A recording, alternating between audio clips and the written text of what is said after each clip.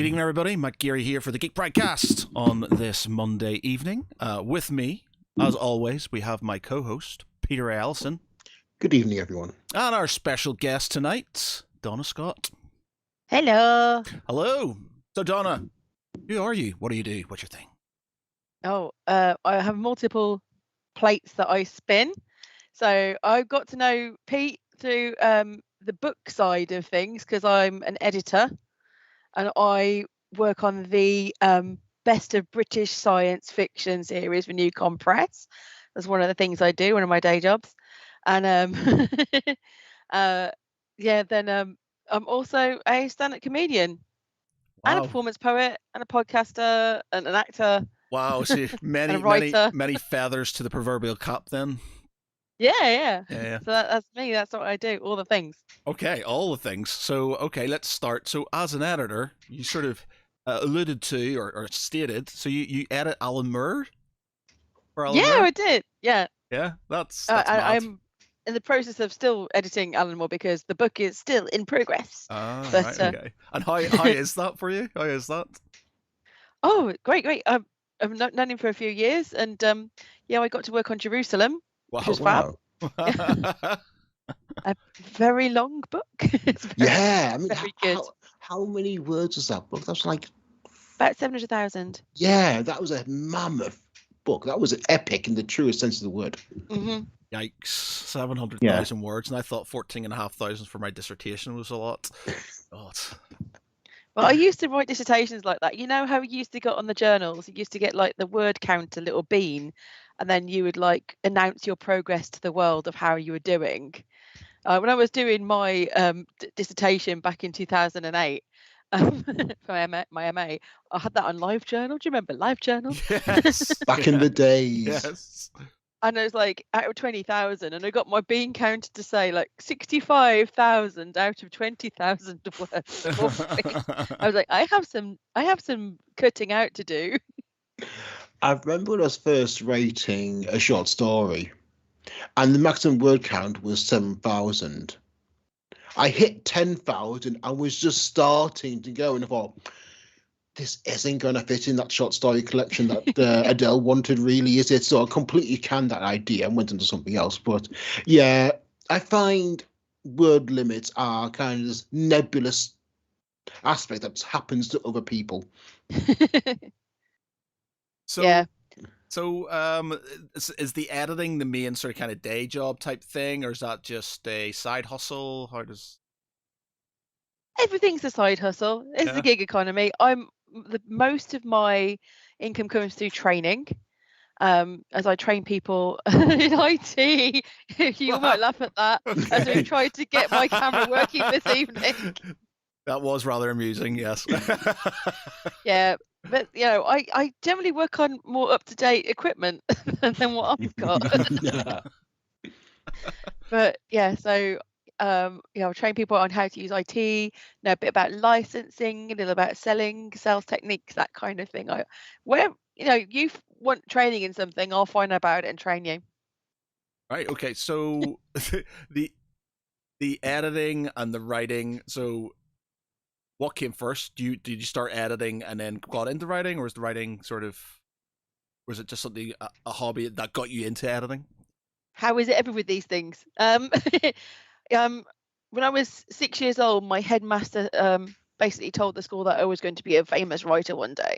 Because I used to get put forward for all the Meet the Author events and being a representative of the school in my writing because I learned how to write amazingly quickly.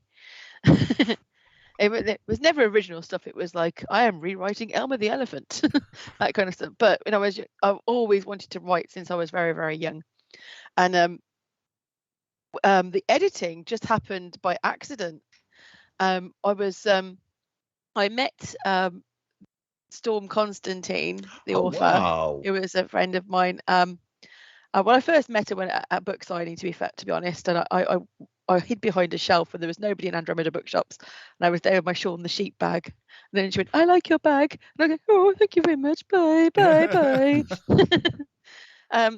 But then I went to a convention that she organised called Grisicon in Staffordshire, and I went along to that and just made loads and loads of friends there, and it was like awesome.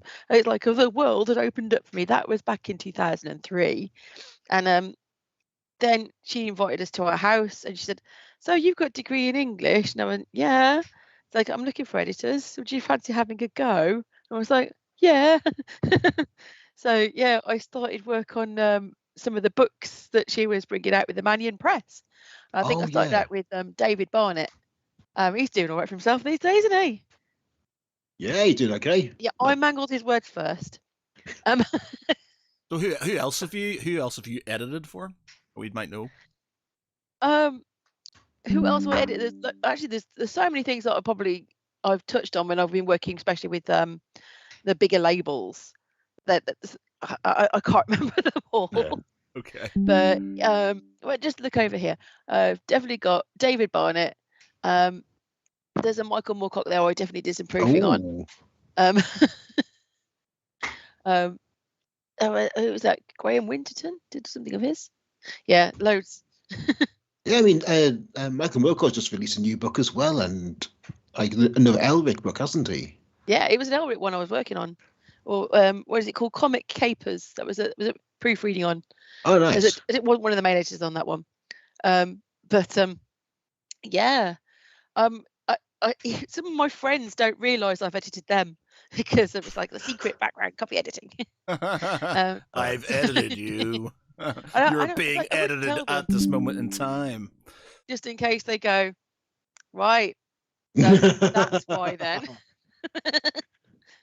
Well, I remember like I edited a lot of Andy Remix books. I mean, I'll just name the people who died.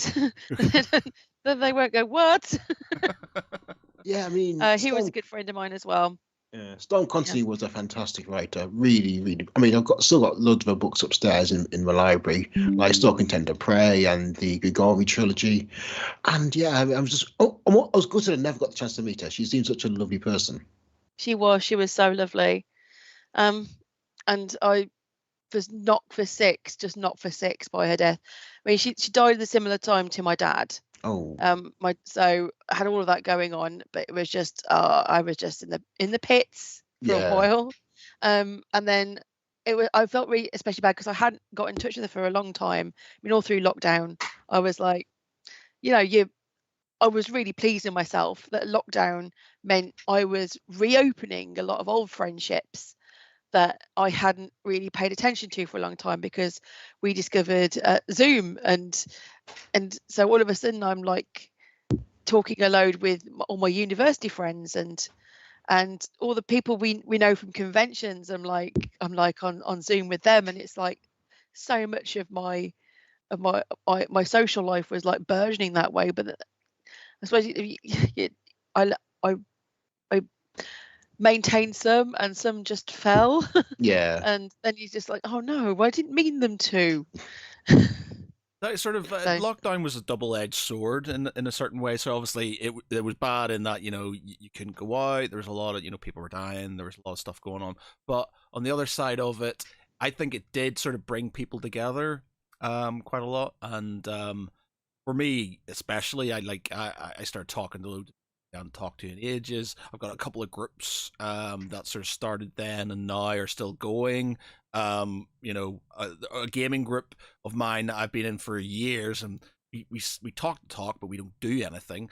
Because of lockdown, we actually physically started doing something. There's mine and Pete's D&D group that has been going for like 2 years now, and even after lockdown, we've sort of been carrying on and stuff. So it wasn't all doom and gloom, but like you said, about sort of talking to people you hadn't talked to in a while.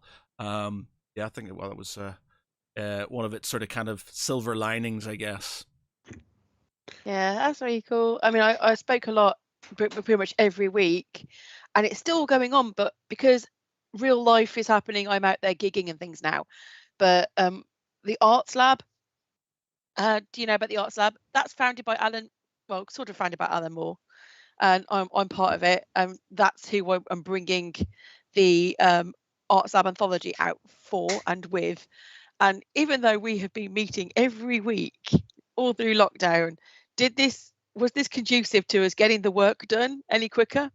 No, it wasn't. I managed to bring out 4 books in the time I'm bringing out this one.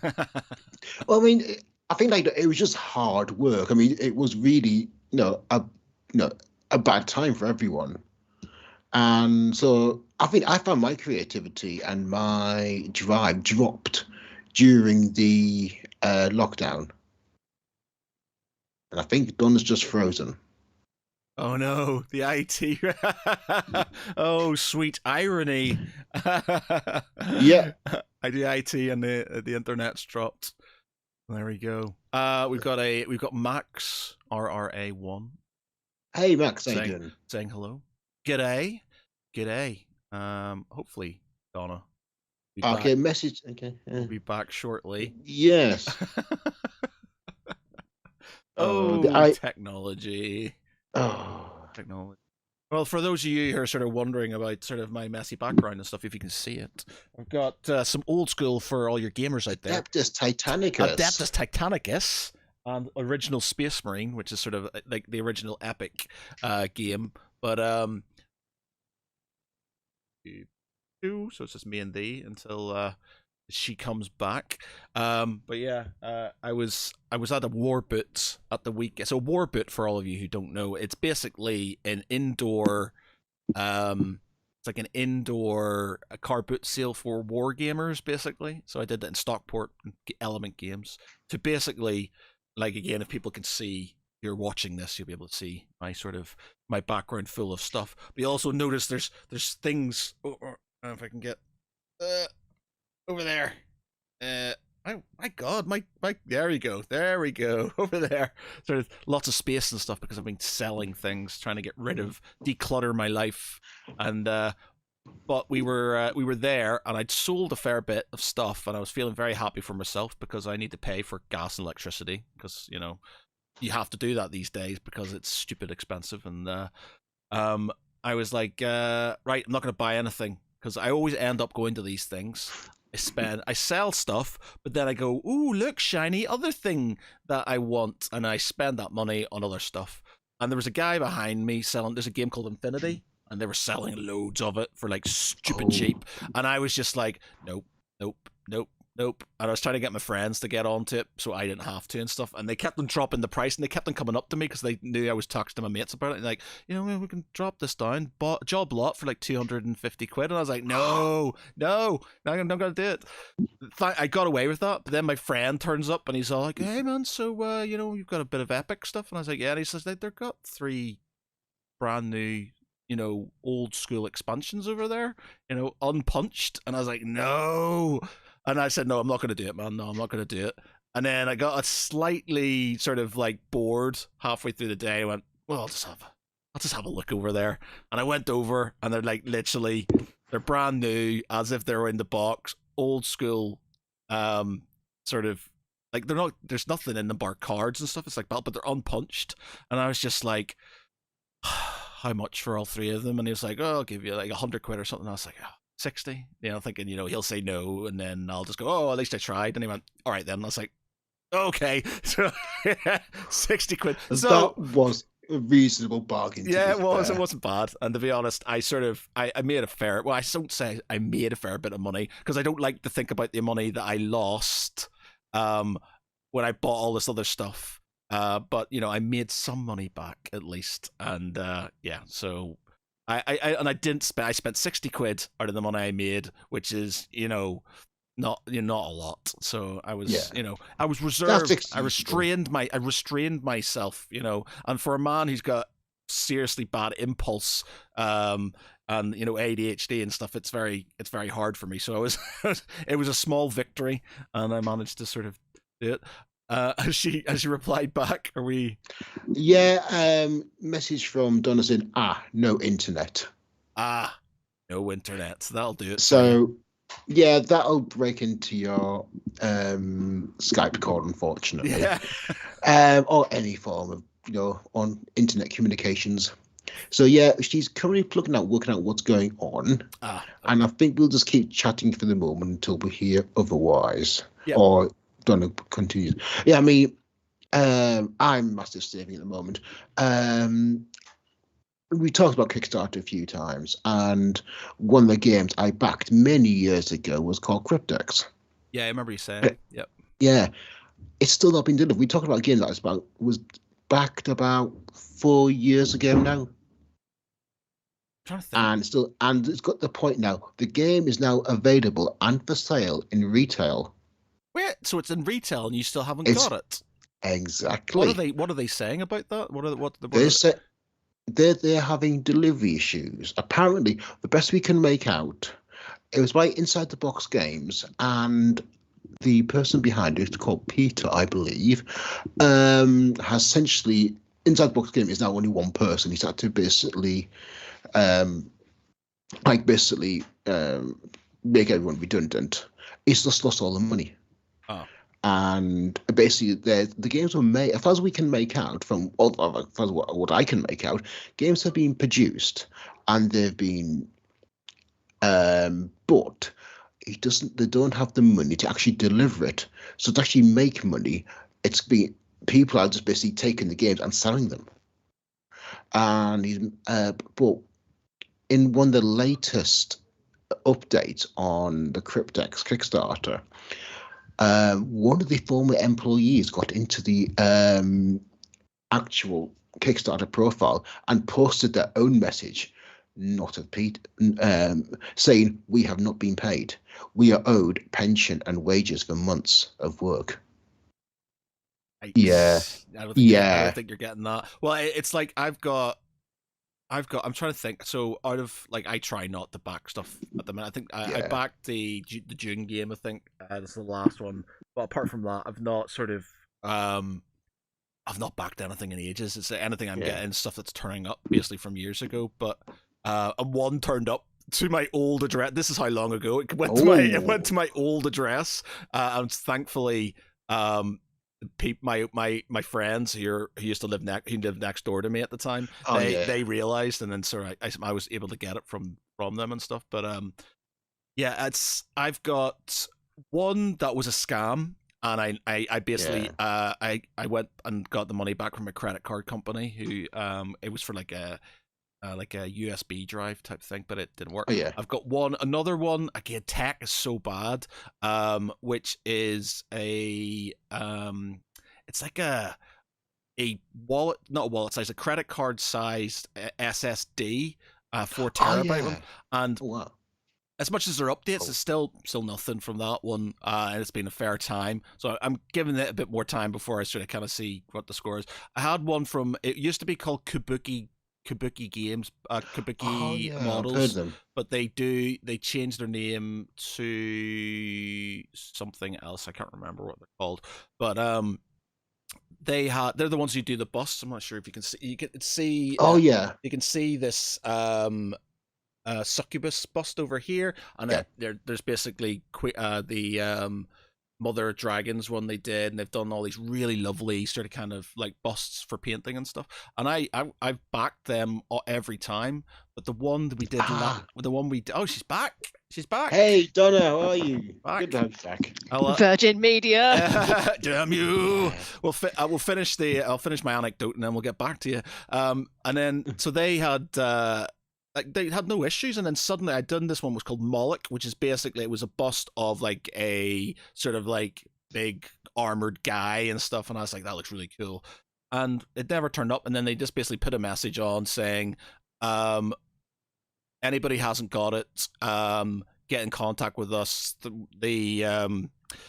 The people who we did the resin casting for screwed us over, blah, blah, blah. Let us know and we'll sort something out. So I was, all right, no bother, shit happens. I said, I don't know what you have left because I've got a lot of your stuff. Can I have this and this instead, or can you just let me know? Didn't reply. I left it for a bit and messaged them again. What's the score? Nothing. Then I messaged them again, nothing. I did this periodically for like months, nothing. And it was like 6 months, and then suddenly on Christmas Day, I got a message from Facebook saying, "Oh hey, just let us know what you want. We do this, and this, and then we'll get back to you with what you can have. So I basically, because it was like €350 worth of stuff, and I was like, well, I'm into sort of because they do normal like Warhammer stuff. I said I'm into sort of the Lord of the Rings strategy battle game now and stuff. So you've got this starter set. I'll have that, and I'll have some paints, and I have this and that and the other. And then nothing. And then I asked them another message, sent them another message, guys, is this okay? Nothing. And I was just like, my God, man. And it's just sort of really frustrating.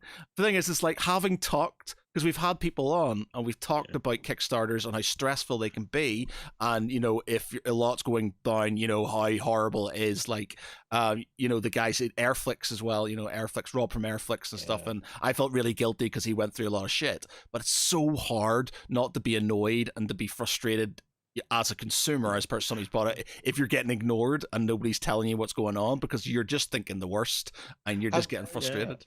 Donna, have you actually been, like, as an editor, have you been involved in any Kickstarter projects? Is that something like as your editing head?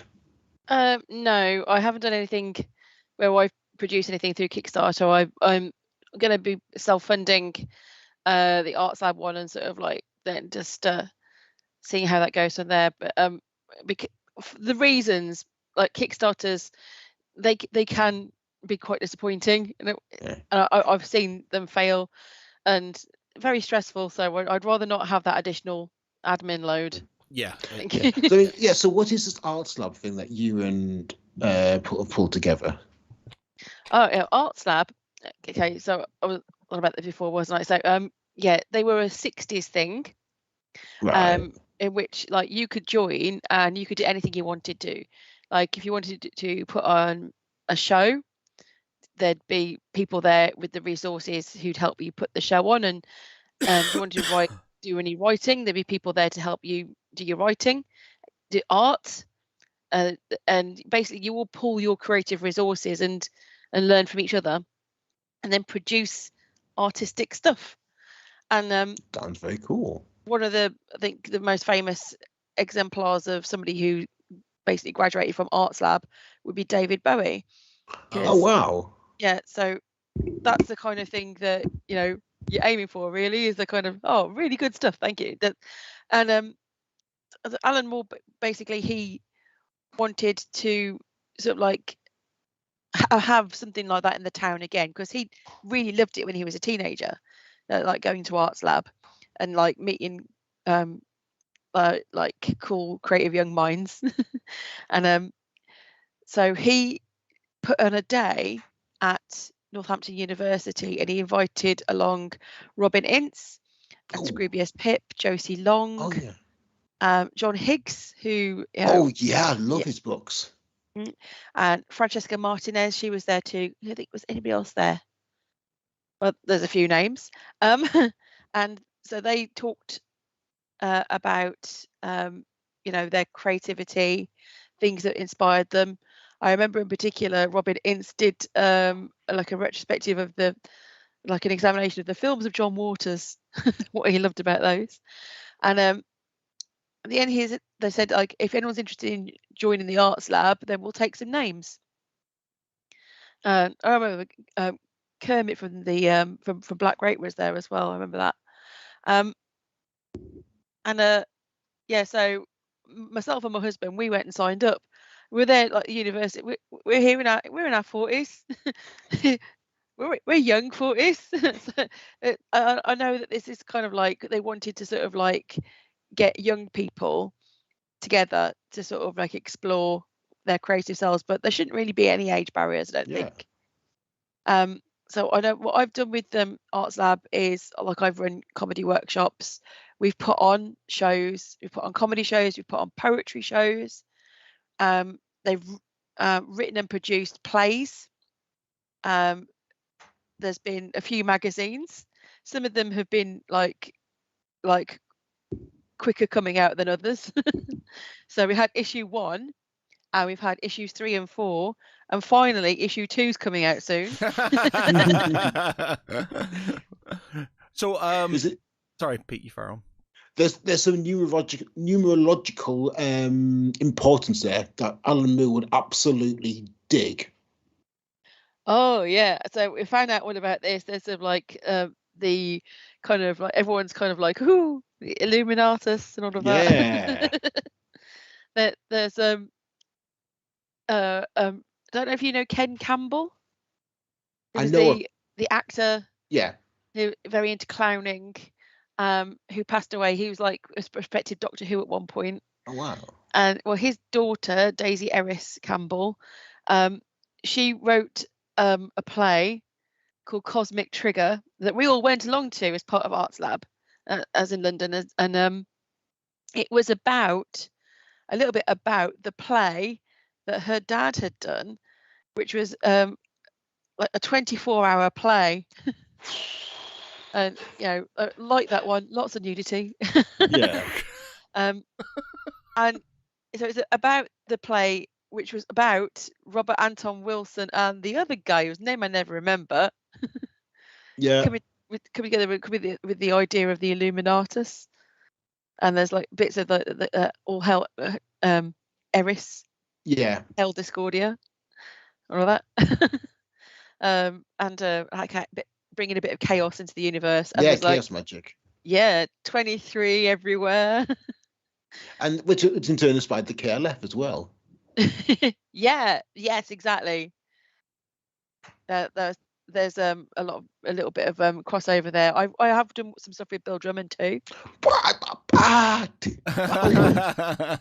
I mean the KLF were massive, like formative years. Like and then back in the 90s, the KLF were just a huge influence. And like I was delighted of many years ago actually write about them for Alpha. Looking at like when they did sort of their comeback with that book about Bill Drummond and James Corty did together, which the name escapes me because I'm completely was not expecting this. Yeah, I can't help you either. I did actually try to put in an interview request with Bill Drummond and James Corty, and I think James Corty was just like, no. Bill Drummond's agent turned to me. Bill Drummond only does 2 interviews a year. And you can only ask him 10 questions, and he'll only answer questions that he's never answered before. Right. Okay. Wow. Challenge accepted. And that's like, I'm thinking, how the hell do I know which questions Bill Drummond has been asked before? But he said no. You know what you need to do, Pete? You need to become have you ever heard of an interviewer called Nardwar? He's like a Canadian. Like it's really bizarre, right? So look up YouTube or TikTok or whatever. There's a guy called Nardwar, and he's basically this sort of nerdy looking Canadian guy who wears sort of like this black eye. He's got fluffy like curly hair. He's got big rimmed black glasses. But he loves like hip hop and rap and sort of like, you know, rock and roll and like all these things, but he knows about everything, and he's like so famous for sort of like he'll interview like Snoop Dogg or Ice Cube or you know all these Jay-Z and stuff, and he's always got the microphone right in their face, like right up in their face, and he asks some really bizarre questions, but then he sort of finds stuff from their sort of childhood and stuff, and things that they've really wanted, like their first EP that they ever released, or like a fanzine that they were in from when they were kids and stuff, and he really researches all the stuff. So even they seem to sort of deal with all the weird stuff and the fact that this microphone's like literally right in their face like quite well, because he does so much research on them, and he finds out and he gets all these things that they kind of like and remember, and it's really bizarre, but you should check it out. It's just weird. Yeah, well. Yeah. But yeah, so slight. Yeah, was I working with Bill Drummond?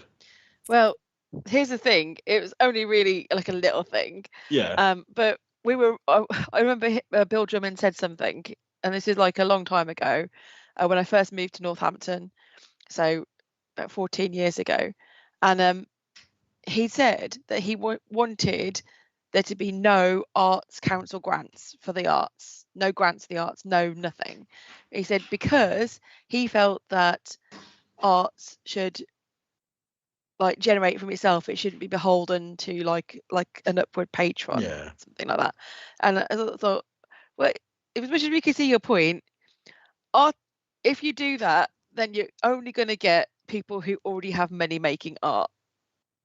You got if you take away the means of subsistence in a society that requires it, then you're not going to get your working class artists who can just or people who can find, or people will be squeezed for time, people will be squeezed for resources. This is not a good idea.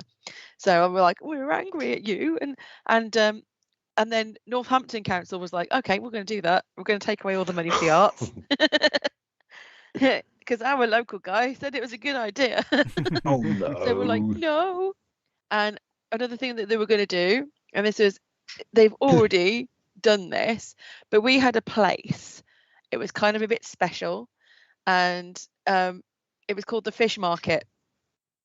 And the Fish Market was a fish market in its day. Some people still believed it was a fish market, but it wasn't. It was a building that still had the fish market slabs in the front, but had like a big wide gallery space. Oh, nice. And stage and cafe area, and loads of little shops around the area as well, side, and like a big space in there, so you could do all sorts of things in there.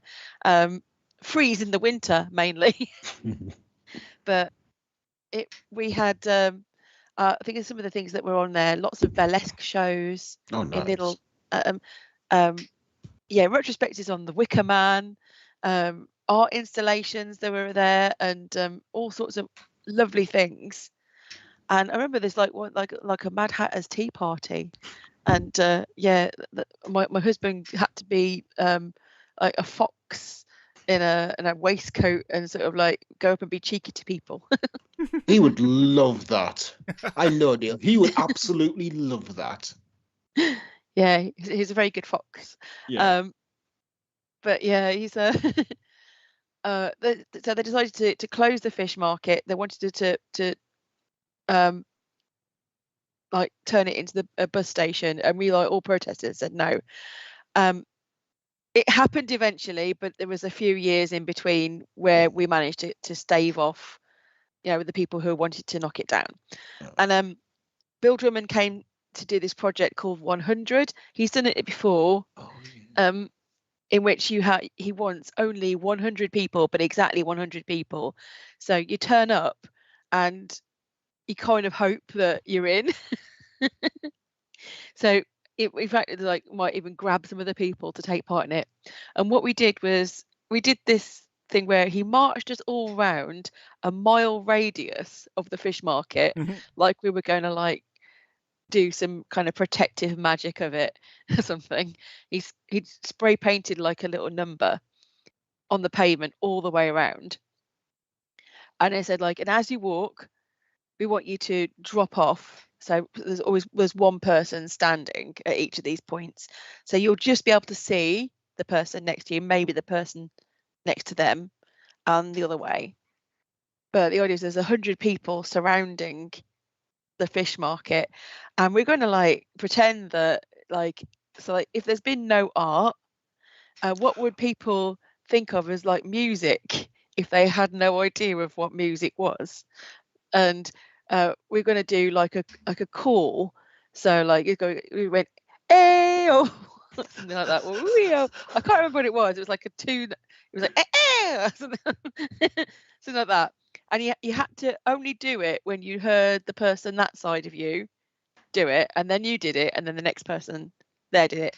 Okay, so we started walking around Northampton, and like different people got dropped off, and I got dropped off close to the railway station, dare we say, in an area that wasn't quite red light district, but was nearly there. Oh, yeah. At the bottom of Scarlet Well. So while I was there, somebody did come up and try to get business off me, and I trying to explain what you're doing standing there. I was like, oh, it's an art project. And you're like, no, I'm just looking for directions to the station. And I'm like, do you want the station, which is right there? You can see it. Oh yeah, thanks, bye. Turns the other way. I'm looking at like things you didn't know about. So 15 things you probably didn't know about Bill Drummond and KLF. It's some really interesting stuff because I didn't know it. I didn't know this. We got one here. It says, so at the peak of their success, they seemingly quit. Drummond and Cotty appeared in 1992 Brit Awards with death metal group Extreme Noise Terror, performed a raucous version of 3 a.m. Eternal, fired a machine gun into the audience, and then dumped a dead sheep outside the entrance to the after show party, as you do. Yeah. With a note saying, "We died for you, but bon appetit." But Drummond and Cotty admitted to burning burning of £1 million was probably a mistake. Okay, yeah, yeah. Wow. Yeah, they also. Do you remember Doctor and the TARDIS? Yeah. Yeah. Yeah, that was by the KLF, by them. All right, okay. And they basically wanted to create a number one track using all the lowest common denominators. And they didn't say, when they released it, they didn't say who they were. It's only later afterwards that yes, the Time Lords are the KLF. But then they released a book called How to Make a Number One the Easy Way, which explained to them how a bands can create a number one track record just using the lowest common denominators, and basically they proved it with the Time Lords, which I think was just brilliant. And apparently, I read somewhere that Chumbawamba can always walk around with that book to just keep it to hand. But they've only used it once then. I got this one. Number one, ABBA didn't like them. Using the name, they justified Ancients of Moo Moo. Bill Drummond and Jim Cotty produced their first album in 1987, titled 1987. The two of them soon fell foul of ABBA's legal team thanks to copyright infringement. Drummond and Cotty travelled to Sweden to reconcile with ABBA. When they couldn't find them, they burned a large chunk of the albums in a field and threw the rest into the North Sea. Yeah, that's not so good for pollution. Mad, absolutely mad, crazy. Yeah, they are. I mean, they're a band that are just as famous for their antics off screen as they are for their music. But the thing is, man, I recognize the name, and I'm sure I recognize some of the music and stuff, but it doesn't really sort of. I must have been quite young when they were around. I was born in 81, so maybe I wasn't sort of into sort of. Yeah, a bit slightly before your time. Yeah, slightly before my time, but yeah. But mad. Yeah. So yeah, I mean, you've worked with some incredible people. I mean, also you are in turn yourself a fantastic performer. You're a performance poet and a comedian. I mean, like I said, how do you balance all these different facets of yourself? Well, here's the thing: you're going to get a lot of if you are somebody who wants to do a lot of different things, then you are going to get people telling you no a lot. That's the thing. So you've got to be very stubborn. Yeah, fair. Even people who are close to you, who are nearest and dearest to you, who may feel that they just want to give you good advice, will say maybe you shouldn't be so busy. Maybe you should not do that. Maybe focus on one thing. Do your job and then one thing. And I'm like, but they all feed each other. That's the thing. Yeah. They all feed each other, so they can't exist without something else. And it's just a matter of balancing your time. So I have had an Apple Top 10 podcast, a stand-up comedy podcast, and I'm currently getting Chartable saying it's still in the charts in Germany. Nice. But I haven't done one for ages. All right, nice. Yeah, I think most of the way it goes, it was doing well in France, just getting UK, then I got France, then I've got Germany. Wow, okay. So hitting all the markets, and when I've run out of markets, I'll record another podcast. So what was your podcast? Well, it was called The Lemonade Budget for Champagne Social Butterflies, but I rebranded it as Champagne Social Butterflies. Oh, nice. Because it is at its heart, it's about just being told no, that you shouldn't be doing something and rebelling against it. So I interview people who are maybe well known for doing one thing and then do another thing. Sounds like me. So that sounds very cool. The last one I did one. I have one to bring out, but I will bring it out soon. But I'm waiting after the Leicester Comedy Festival. You see, it's all about timing. Yeah. But I did an interview last year with CK McDonough, or Keith McDonald, who's known as a stand-up comedian, and now is of course a best-selling writer. And you can do those things. Why limit yourself? If you want to try something, just give it a go. You never know. I mean, the 10,000 hours thing's probably true, that you probably just need to work until you're as good at that one thing and the other one. But yeah, unless you start dedicating some time, you'll never know. The thing is, you've got like a lot of the really sort of your famous sort of artists and scientists and stuff like that were multifaceted people. Newton used to sort of prosecute fraudsters and get them hung and stuff for in his spare time. That's when he wasn't doing sort of gravity and stuff. He worked for the Royal Mint, and he used to get people go into, I think he basically used and a bit of alchemy on the side. And a bit of alchemy on the side, yeah. And then a lot of them all did loads of different things. You got Benjamin Franklin and stuff. He did a load of stuff, as well as sort of obviously being one of the founding fathers of America and stuff. And he had there's loads of them, but basically they all did lots of things. You think of Da Vinci and stuff. He was an artist, but he was an inventor, and he was sort of kind of into. I think he was into alchemy and stuff as well, but he's into lots of different things. So if you've got that sort of brain, I think you do sort of start doing lots of different things. Yeah, and I think people just do naturally evolve their interest over time. Like Huey Morgan started out as a lead singer of Fun and Criminals, and now is a radio presenter and DJ. And Leeds left the Fun and Criminals behind him. Yeah, it's like people do just tend to diversify and evolve as time goes. I mean, I started out as doing Geek, as an engineer, started writing on my side, covering geek stuff and goth stuff. Then I started covering cybersecurity for Computer Weekly, and then started interviewing guests for Sci-Fi Weekender, and it just evolves and expands from there as you go on. Yeah. I mean, we used to call people who did lots of things polymaths, but now these days maybe there's a lot of cynicism. Nobody gets called a polymath anymore. It's called ADHD. Yeah. It's like, yeah, why limit yourself to that? It's like, just think, if you've got like a brain that gives you gifts, use those gifts. Yeah. I think also as well is I think the advantage of the internet now is we can have access to more people and more information than we ever did before. So the time we spent researching pre-internet, in books and everything, reading about it, now we can just read about it on the screen and actually see it in person.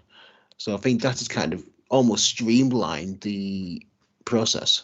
In a way, but I don't know, maybe it's my age, but I'm starting to see things on the internet now that are definitely not right. Because I remember them differently, and it's not the Mandela effect. I call it Mandela effect. Getting confused with one of those things. Well, do you know what my most sort of kind of the Mandela effect from when I was a kid, right? I am convinced Watsits used to be called something else before they were Watsits, and I've got it in my head going into the shop and going, they're Watsits. They never used to be called Watsits. They used to be called something else. And everybody tells me I'm making it up. And I'm just like, but my brain, I'm just like, I was sure they used to be called something else. And I've obviously made it up somewhere in my head. And I've got this really vivid memory of going into the shop and having this epiphany. It's like, oh my God, these are called Watsits now. And I was just like, it's weird. No, there were different kinds of things that were that kind of puffy shape that they've come and they've gone. So maybe you can remember those. Yeah, maybe, and that's it. But then I've sort of stitched it together and kind of gone, that's what I thought. But I've got this really strong memory. I can even picture the packet of Watsits at the time and stuff, and kind of going, these have changed. They've changed the name, and then obviously it's just stuck with me. Yeah, some things that they said people go, oh yeah, nostalgia, I remember this, and they'll mention hedgehog flavour crisps, which were never hedgehog flavoured. They were hedgehog flavour crisps. There's a very important comma there. Yes. very important comment. Yeah, I mean, what I've been waiting to ask is, how did you get into comedy? I mean, like, along with everything else, how did that come about? Okay, again, because I always wanted to, but then I didn't. Good as reason as any. So yeah, my first yearnings to be a stand-up started at university, really. After I'd sat on the floor watching Punt and Dennis, cross-legged, because there were no chairs, and we were like, "It's a bit weird. There's no stage either. So what we're going to do is face them." So we all sat. I said, "Just sit down." So I basically sat in the front row, and I'm like, "Right, I'm ready for comedy." And they were excellent. No pressure. And then I remember spending most of my time in the comedy tent at Reading Festival as well. The one festival I went to when I was still a teenager.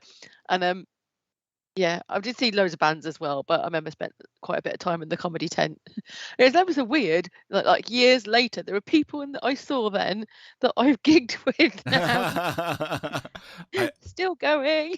God, I remember I think the last Reading Festival I went to was in 2001, possibly 2001, and I just remember getting really drunk on Jello shots because my girlfriend at the time went off the toilet and there was a Jello shot person who came around and they're like, "Would you like a Jello shot?" And I was like, "Okay." And then she didn't come out. Jello. I have another. It's just Jello, and I was like, bump, bump, bump, bump, bump.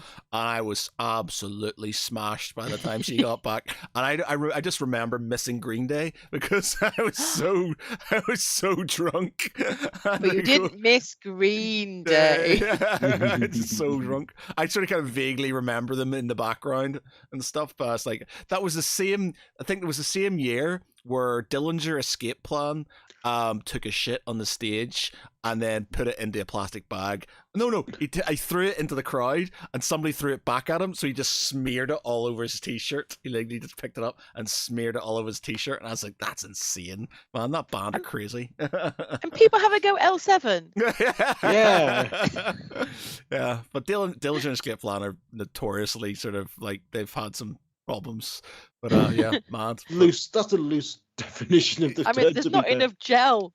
Not enough gel in those toilets. We'll get rid of that. I'll just imagine he probably goes home and he's like, "Mom."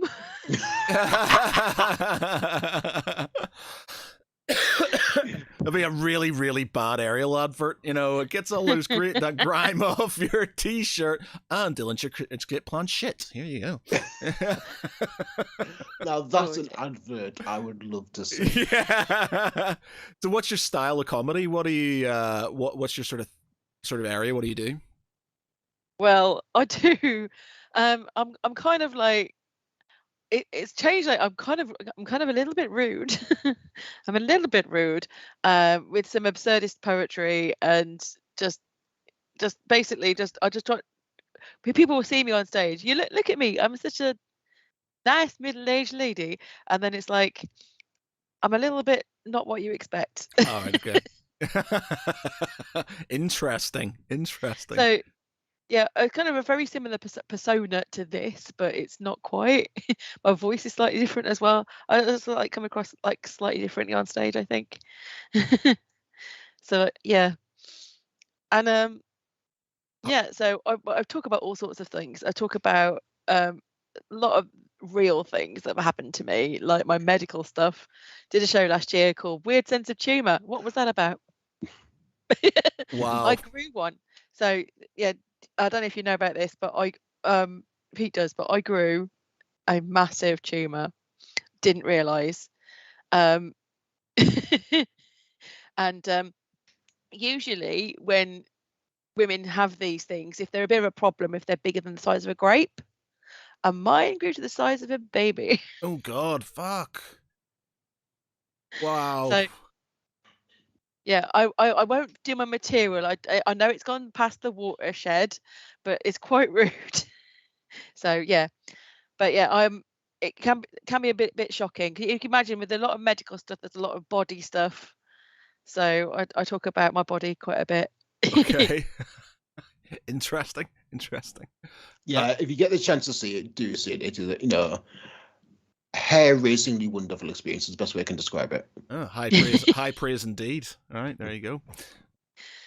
And I've just started as well a new sketch duo with my husband, who we all know as Neil, but he's professionally going to be known as Ewan Kershaw, so that's going to be confusing. But yeah, we've just got through to the quarterfinals of Sketch Off, which is a national sketch comedy competition. So I'm really pleased with that. Oh, amazing. Okay. Yeah, and the fact that you are both natural entertainers. You know, I've been very lucky to share a caravan with you at the last Sci-Fi Weekender, and I've never had so much fun in a caravan before. Hey.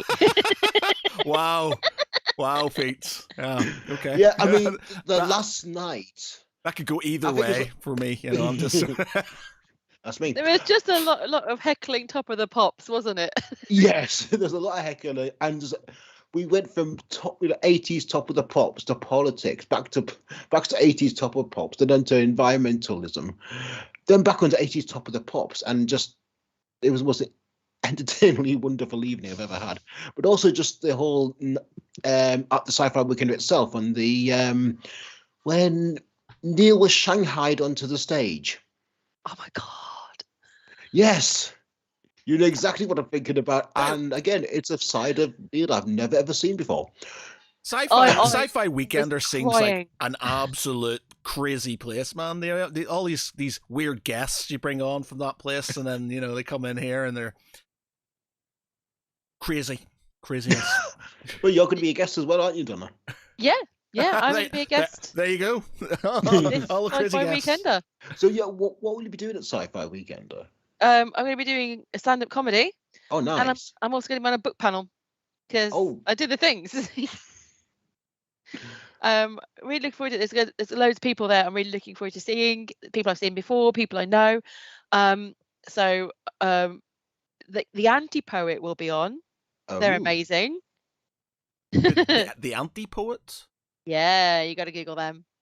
It's two punk guys, steampunky guys, steampunky guys, and one of them's got a big bass and long hair. One of them has got a triangle. Ding. All right, yeah, I'm just looking at some photographs of them now. Right, I'll have to give them a listen. And George Coppen is going to be there. He's somebody I know from stand-up, and he's also been in like loads of TV, like Willow. He was in Willow? Yeah. What's his name? George Coppen. Yes. I'm actually going to be interviewing him at Sci-Fi Weekender. Brilliant. Yeah, sadly Sarah Pimbroug's not going to be there anymore, no. But because she is an excellent person to have wine with. Yes. Or do the raffle with. Yes. The Edge raffle is legendary for... Yeah, I just remember Sarah Pimbro praising The Magician by Raymond Fist. And she goes, Raymond Fist, the Magician. Which is a whole new perspective on that classic series that I've never ever seen before and do not want to see again. So thank you very much for that, Sarah. Oh, is it the new Willow, not the original Willow film? The new series of Willow, yeah. Ah, okay. He's a bit young. Yeah, I was gonna say, it's like, how was he in the first Willow film? I was just like, wow, he's aged well. Yeah, he's aged really well. Right, yeah. Okay. Oh yeah, so yeah. So, you have Madam Misfit on recently? Yeah, we had Madam Misfit. Yeah, she was fantastic, and she's going to be back there again. So I'm looking forward to seeing that. And Darker Stoker, who we've actually got coming on the podcast next week, I think. Pete's on a mission. We've actually got guests most weeks. We've actually got guests for every podcast in February, which I'm quite impressed by, to be fair. Yeah. He's doing me, I feel ashamed. I just get distracted, and I've got all these intentions to get all these people on, and then Pete's like, "We've got people for the next 6 months," and I'm like, "Okay, let's go with it." Well, one of the things, like, you go to events like Edgelit and Sci-Fi Weekend, you meet people, you get talking, you become friends with them, and say, "Do you want to come on the podcast?" And I think that's one thing I really missed during lockdown. I mean, like, the input, like the Zoom and the virtual cons were fine. It gave that kind of, an asp and what's the word? An element of the con experience, but there's nothing like kind of being in the bar with a bunch of others and just talking to people and meeting new people. You don't have that with a virtual con, but with a live con like Edge did, which is going to be back in July, I think, and I got Sci-Fi Weekend coming up and others. Yeah, there's nothing like that. You can't beat that experience. And I really, really missed it. I'm so glad to be back at Sci-Fi Weekend in November, just to be there. And I'm hoping to have the pool open this time in March. The pool was open, but it was only open for a very short while. Oh, was it? Yeah, Oh. I think it's between like 12 and 2. So I know because I was in the bar and the lifeguard came in and she said she just finished, and I was like, oh, it was open, but we were already drunk by then. Well, yeah. So yeah, I'm going to take my swimming trunks regardless. Pete, do you have budgie smugglers? Do you have budgie smugglers? Pardon? Budgie smugglers. I'm sorry, I have no idea what you're talking about. Pete. It just means something that's too small. Yeah. Basically, really tight, sort of like lycra, sort of like. Why do you want to know what the swimwear wear, I've just got this picture of you in these really tight, sort of kind of like budgie smugglers, sort of kind of strutting up to the swimming pool, you're sort of kind of. But I'm 48 this year. Trust me, I don't. Well, my sister's ex from many years ago, he's an absolute wind-up merchant. He didn't. He was super crazy and stuff. And he didn't give a shit. And we went on a holiday as a family, and he rocked up to the swimming pool. Like everybody else had swimming shorts on and sort of kind of, it was in Egypt and stuff, sort of like a Taba in Egypt, and everybody sort of kind of like, he had literally tight sort of red budgie smugglers on, like were too small for him, like, and he was a biggish fella, and like this sort of kind of like fur kind of like coat thing, and he was just like strutting around in these. It was absolutely hilarious. My sister was absolutely mortified, but it was funny. Yeah. And I could just see Pete, you just wandered around, it's like, yeah, there you go, I brought my swim costume with me. I've got one word for that, Matt. No. Maybe I'll do it, Pete. When I come, I'll rock some red speedos. You are more than welcome to wear whatever you want. I'm not going to any impinge upon your right to freedom of expression. But me, no. Embarrass myself in front of everybody. Yeah. My swimming costume these days is practically Victorian. It's like got legs on it. You've got to watch. You got some really nice ankle shots right there. I was watching a thing and it popped up on my YouTube and stuff, and I have no idea why, but it's basically this lady, because I go watch a lot of history documentaries. I'm not sure if she's a historian or something, but she opened up an OnlyFans, but only for tasteful Victorian ankle shots. So she literally set up an OnlyFans just for ankle shots. I've seen that. In this sort of kind of like... Not on OnlyFans. Yeah, sort of Victorian thing. But like, it's not like, it was on YouTube, so she's talking about it on YouTube. Yeah. And then obviously I don't have her OnlyFans. But it's like, I'm not into ankle shots. But yeah, so it's like, literally she's like got these like this full Victorian dress on and stuff. But then it's like she'll have like this picture of her ankle. And I was just like, that's insane. Yeah. People were buying it as well, which was even more insane. There's anything wrong with OnlyFans. I know three people who do OnlyFans. Yeah. It's absolutely fine. Yeah, exactly. I've got loads of friends who do it, and they make a lot of money. I wish I could do it. There's a guy he does it, and he's like a big fella with a beard, and he does all the sort of generic sort of sexy women poses, but as a dude, a fairly corpulent furry man. He gets a lot of money from it and stuff. And I was like, if only I had the balls to do that. If only I could do that, I'd do it. So more power to them. Yeah. I say more power to them.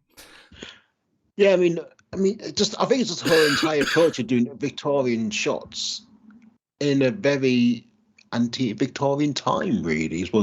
But anyway, it's just a very wonderfully bizarre. Is the best way I can describe it. Yeah, I love stuff like that. I do. Yeah. It's really good. Love it. So, what is a typical day like for Donna? Typical day. Yeah. Oh my goodness. Is there such a thing as a typical day?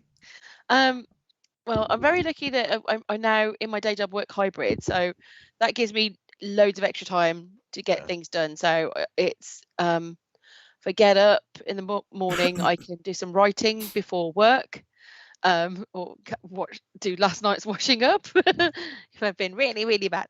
But get up early and do some creative stuff, and that sort of gets my brain working a little bit. My brain doesn't really work really, really well until about 10. So some of the best stuff is at the weekend, really, after I've been out for boot camp.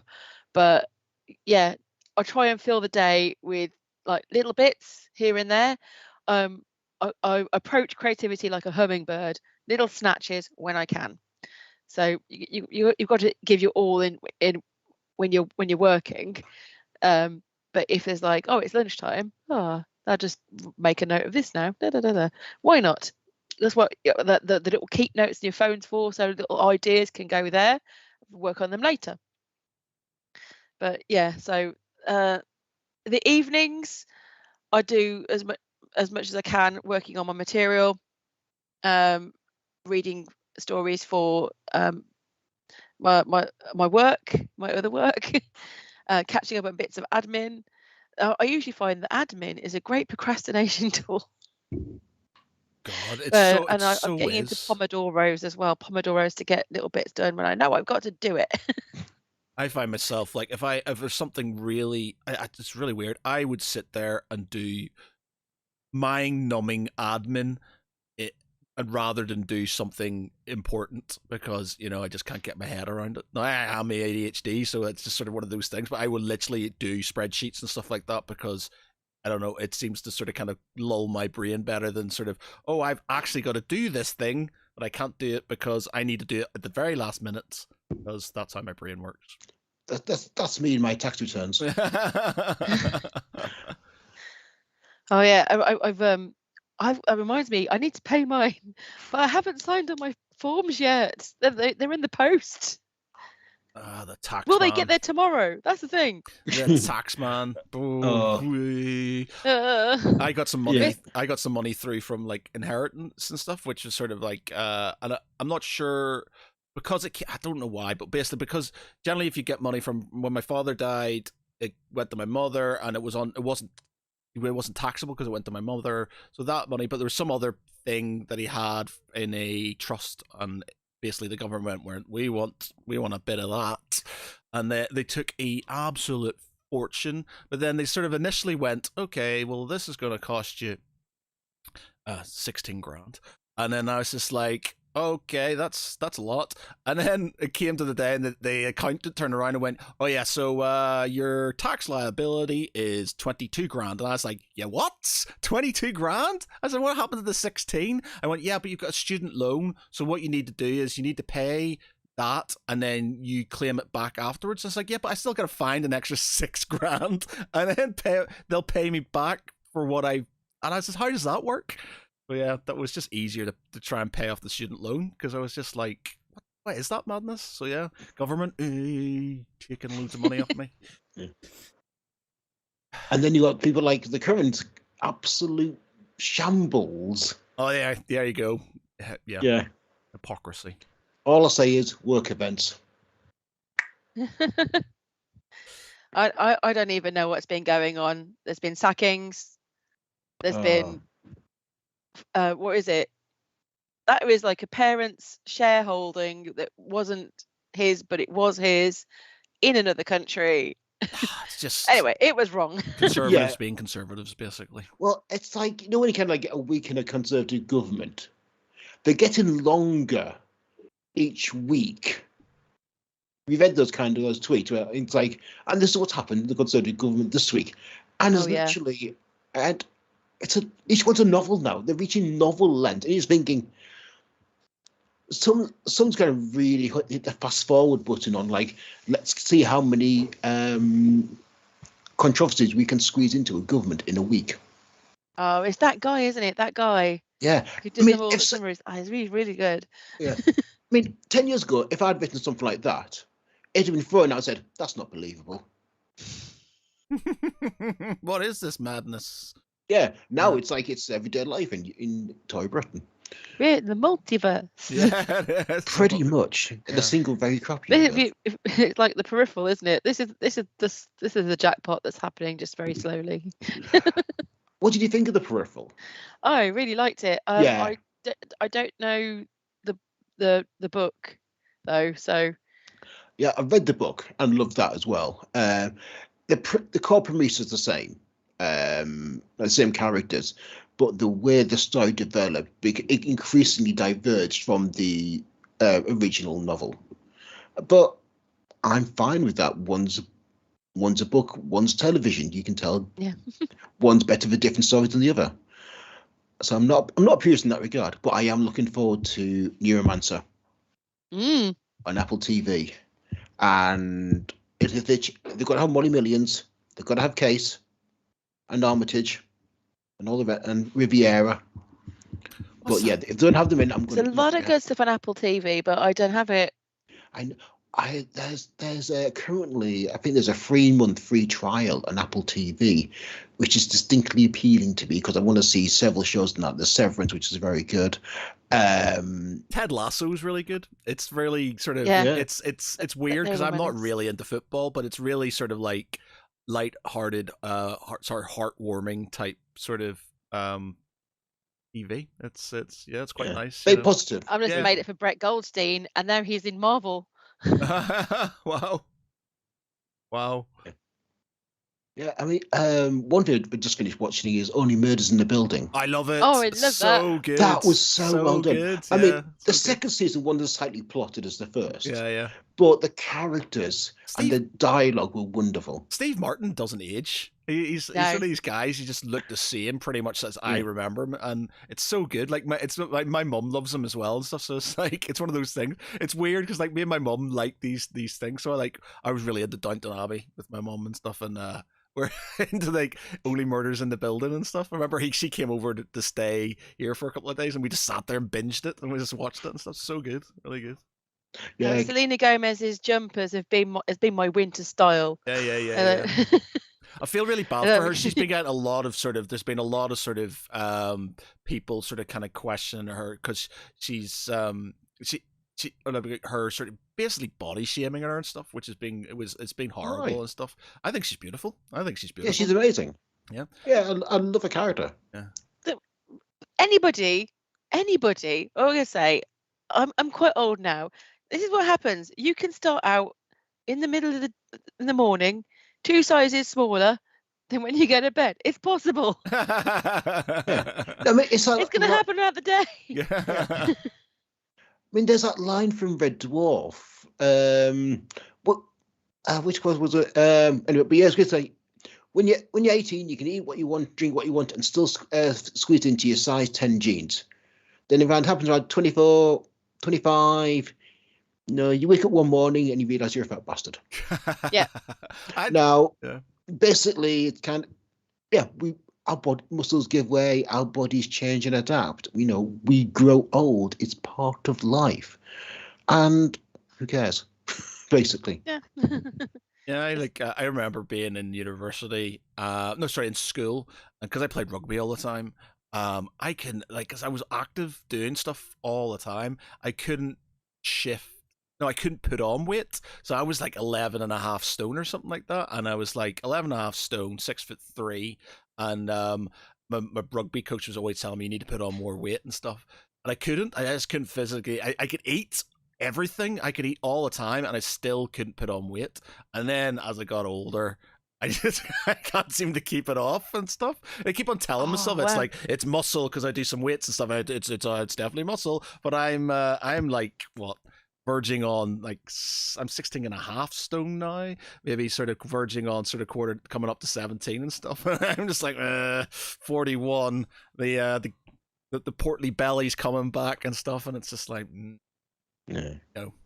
This is amazing. I can remember there was a kid at school in my class, He was quite a big lad, but he wanted to play rugby, and he was told he wasn't big enough. Yeah. So we used to marvel. He came in with a whole loaf of sandwiches for lunch. Yeah. He was like, I have to eat all this. Yes, like I was perpetually told. Like I played rugby, but I was always told I needed to put on more weight, and I'd eat so much. But the thing is, like you were playing rugby, and I don't do sports at all anymore, really. Like I haven't done since basically I hit university and decided drinking was more important. But it was just like we used to sort of play. We had rugby. We had training every lunchtime. You then had practices on Mondays and Wednesdays. You then had games on Saturdays. So you basically your only day off for rugby was Sunday. So the amount of calories you were burning all the time. You had to do running. You had to do all these other things. You had to do weights and stuff. You're just burning calories all the time. So I was like, I could eat so much more. I could eat more then than I could now, and just not put on weight at all. And now I literally just I don't do if I stop and I don't do any exercise, then it just comes back. Yeah. So quickly, and I'm just like, damn you, old age, damn you. That's why I cycle 3 times a week and do kung fu. Yeah, I need to get back on it. Boot camp. Yeah, I need to get back on it and stuff. It's just so bad. Like, yeah. I am one of your park nutters. I am there in the mud doing press ups to somebody shouting at me, "Get your bum down!" Please stop. Man, I don't know. Get people say I don't mind doing it on my. I hate when people tell me how to do things and stuff. It really gets on my goat. I used to go to the gym, with my mate, and I used to really hate it when he was sort of telling me to do things and stuff. I was like, it's just not making me fun. I kind of like just doing it myself, and I don't do as much, but at least I do it regularly. Whereas somebody's shouting at me all the time, I'm just like, I don't want to do this anymore. I don't want to do this anymore. So what you got coming up, Donna? What have I got coming up? So much. Leicester Comedy Festival is just around the corner. I think the next gig I've got is actually not until next week, which is Leamington Spa, and then we are in Leicester Comedy Festival time because all of February. It's 30 years of Leicester Comedy Festival. Oh wow! So that's the LCF 30 hashtag you might see on socials. And my first gig is going to be Prison Biscuit.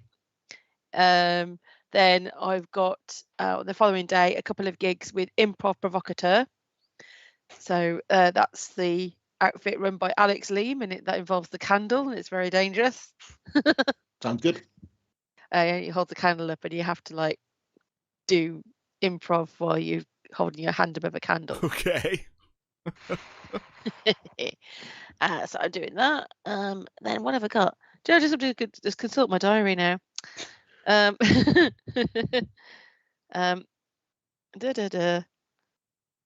Oh yeah, I've got my show on the 17th at Leicester Comedy Festival. That's called Badger. I don't know if you can see that I've got some badges. But it's basically going to be a follow-up show to last year's Weird Sense of Humour, and just talk about like how much of a badger I am about it. I'm very excited. I've just got a new headband that I bought from Claire's Accessories with mushrooms on it. I thought kind of go with the poster, so I'll be wearing those. Then I've got a political breakfast on the 18th in Leicester, and then I'm swiftly going down to London to do the quarterfinals of Sketch Off. Oh, nice. Then I've got something a bit different on the 23rd. I've got the Pun Show with Chris Norton Walker at Leicester Comedy Festival. And Comedy Tapas is taking up my weekend on 25th and 26th. Have you been to the Fringe? Yeah. How was that? Oh, good. I did the Fringe with I did some solo stuff at the Fringe, but I mostly did the children's comedy group. Now I might be doing that Leicester, I'm not sure. We're still working out the rota, but my children's comedy group is called The Extraordinary Time Traveling Adventures of Baron Munchausen. Okay. Yeah, and that is improvised comedy. I'm totally accidental at improv as well. I've done no workshops. I just no real sort of like getting into it. I just like, do you fancy doing it? I'm doing it. I've done it. I've done it. I'm alright at it. Okay. Trial by fire, literally. Yeah. Oh yeah, improv provocateur. Yeah, but the children's one is they're suitable for kids and grown-up kids. Some adults do come by themselves. Then we make them be in the show. Nice. And I play a character called Captain Bilgewater Bond, and Neil plays.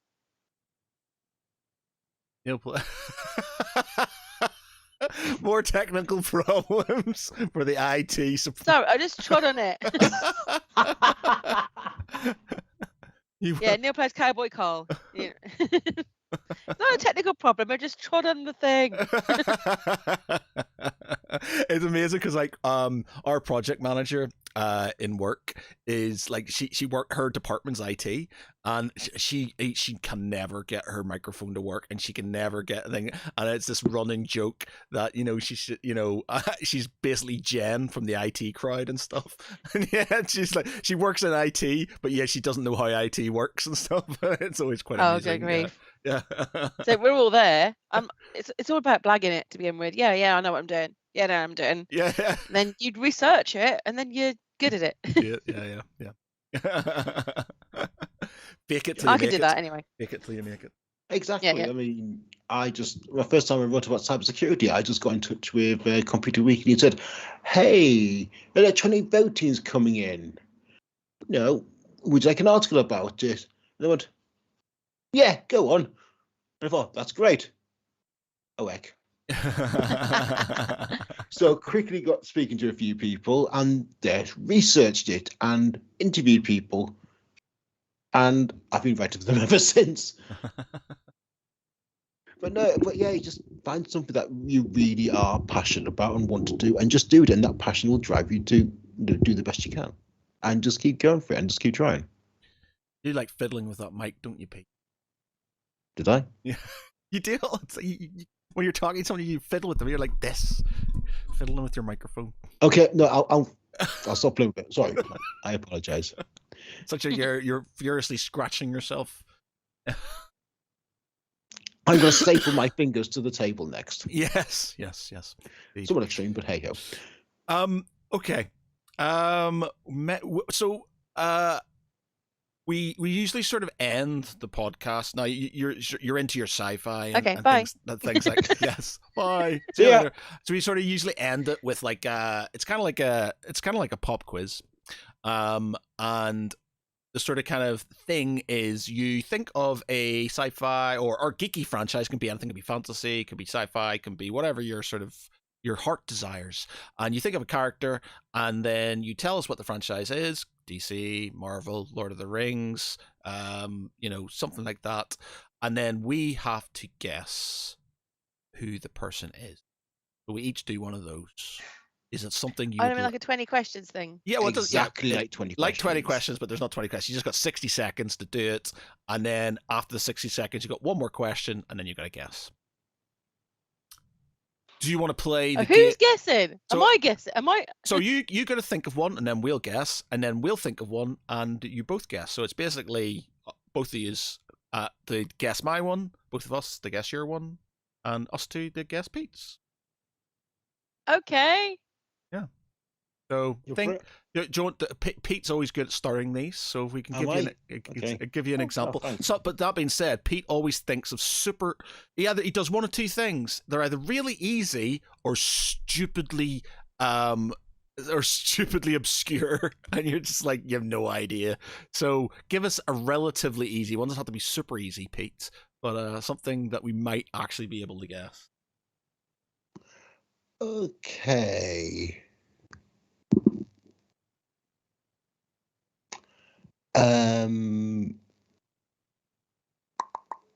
We talk about Alamo, so we're going to go with an Alamo comic. We're going to go with Watchmen.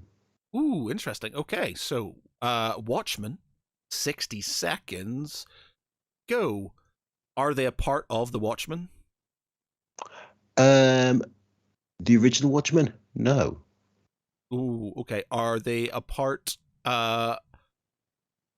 Okay. do they male? Nope. Female? Yes. What's her name? God. Does she have a daughter? Or is she the daughter? She is the daughter. What's her name? God, no. Yeah, is it Lady Jupiter? No. Yeah. What's her full name? Oh my God! What is it, Matt? Yeah. Is it Lady Jupiter? No, it's something. Lady Jupiter was the original. Lady Jupiter was the original, yeah.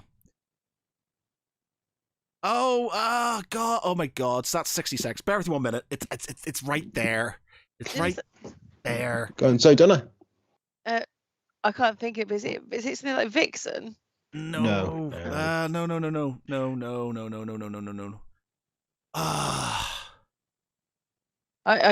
know. It's been a while. Wait. It's no. It's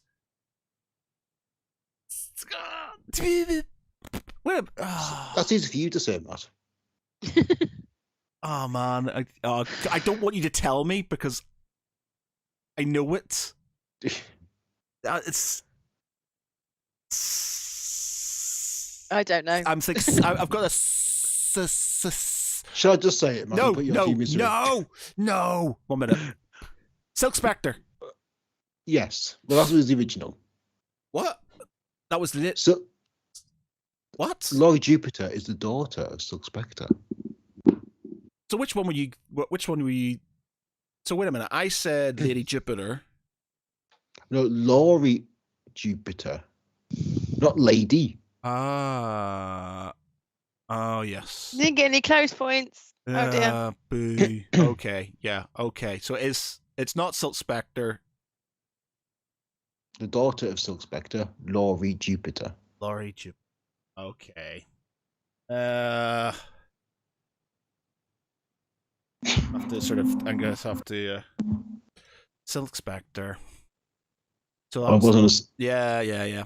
Okay. Right. Okay. It's an idiot. I can't believe that. Okay. Right. All right. Donna, do you have one for us? Okay, I'll go Doctor Who. Ooh, interesting. Okay.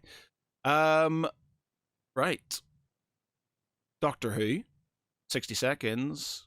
Go. Are they companion? No. Okay. Are they a doctor? No. Are they from the current series? No. Are they from like classic Who, like pre? No. Okay. David Tennant? No, not David Tennant. No. 8th generation. No. Okay. God. My Doctor Who knowledge is. Are they human? No. Are they alien? Yes. Are they a Dalek? No. Are they? God, my Doctor Who knowledge is very wanting. Better than mine, trust me. Okay, they're not. Okay, are they male? No. Are they female? Say Female. female. But not usually. Do they change gender? Yeah. Right, Is that's it the Master? Sort of. Missy. Yes. There you go. Nice one, Pete. I hadn't got a clue. I was guessing. I was completely. I've never watched Doctor Who since the 90s. I watched it once briefly when it first started up with the. But yeah, so that was pure guesswork based on background knowledge. Okay, so what's Matt going to give you? What is Matt going to give you? Donna, what sort of things are you into? What are you into? What sort of sci-fi, fantasy things are you into? I'll see if I can. Or comic books. Quite a lot, but it doesn't necessarily all stay in the head. Marvel films or DC. Yeah, Marvel would be a good one. Okay, we'll go for a Marvel one. We watched a few of those. Okay, here we're going to go for in the Marvel world. We are going to go for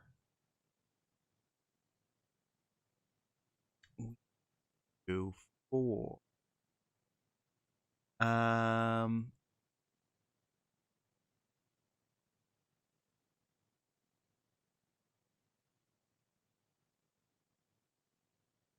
check something here. I need to check something here. Bear with me a minute. You complain to me about fiddling with my microphone. You're tapping away on the keyboard. Yeah, there's first one. I think. No, it's to. Oh no, maybe.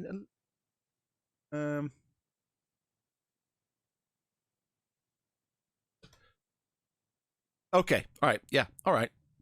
Marvel. 60 seconds. Oh, better get this. Marvel. 60 seconds. Go. Okay. Female character. Yes. The Black Widow. No. Are they in the MCU? Yes. Are they in the Avengers? No. Okay. Are they a villain? No, they're not. Are they? Do they have their own film? No, they're not in their own film. Okay. Are they in the 4 films? They are in the 4 films. Are they in all 4 films? Yes. Is it Darcy? No. Jane. Is it Jane Foster? Nope. Okay. Valkyrie? Nope. Oh. She's not on all 3. Isn't she? Okay. Nebula. Nope. She's not in 4 films. Is she only in the 4 films? She is only in the 4 films. I think she might. I'm just trying to think. Yeah, I think she's only in the Thor films. Yeah. Is she Asgardian? She is Asgardian. Thor's mother. She was in Agents of S.H.I.E.L.D. briefly as well. Oh. Okay. Lady Sif. Yes. There well you done, go. Donna. There you go. Lady Sif. So I look at Pophead. Right. Very good. Very good. Right. So before you go, is there anything you want to pimp before we leave you? Any shows? Anything that you want people to see or hear or read or? Okay, you're probably going to need to go on my website, donna-scott.co.uk, and I'll update it because I need to now with some of the other shows I've got going on. But definitely want to see Prison Biscuit. If you want to catch us in the quarterfinal, that's on the 18th of February in London or in Leicester Comedy Festival. And my show, Badger. I actually need more people to come see Badger. So that's at Grays at LCB Depot on the 17th of February at 7:30. Excellent. In Leicester. I assume that's PM, not AM. PM. Yeah. Just checking. Our Prison Biscuit show's got a few tickets sold, and that's really late. That's like at 11 o'clock or something like that. Wow. I've just got a mess. Chris Mould on Facebook says AOS, which I'm assuming Agents of S.H.I.E.L.D. was massively underrated. It was immense. I quite enjoyed it. I think it sort of went downhill slightly towards the end, but yeah, I enjoyed it. But anyway, Donna, it's been an absolute pleasure. Thank you very much. Good luck in the quarterfinals. I hope you get through. If you do, please let us know. By all means, come back. Let us. We'll have more of a chat.